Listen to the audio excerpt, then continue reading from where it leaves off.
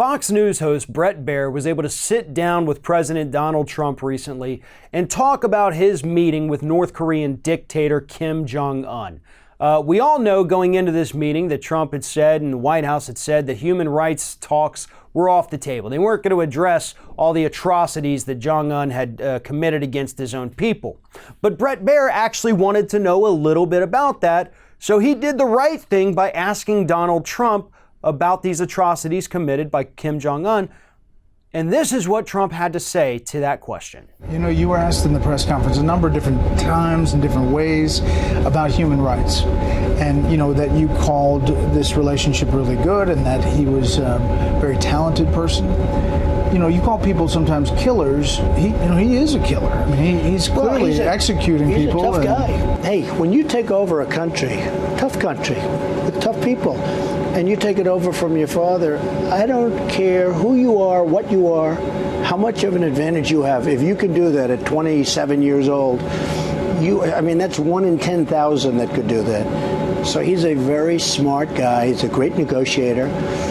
But I think we understand each other. So the Fox News host, Bret Baier, comes out and outright says Kim Jong-un is a killer.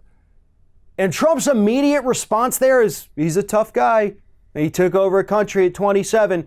Only 1 in 10,000 people could probably do that. First and foremost, there is a big difference between being a tough guy and being a murdering psychopath. I think Donald Trump needs to understand the difference there. And secondly, and this is a much more minor point, but 1 in 10,000, that's not rare. I mean, that's actually pretty common, 1 in 10,000.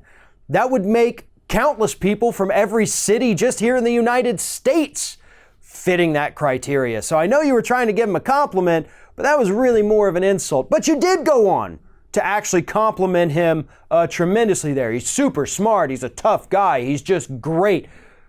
This man is a murderer.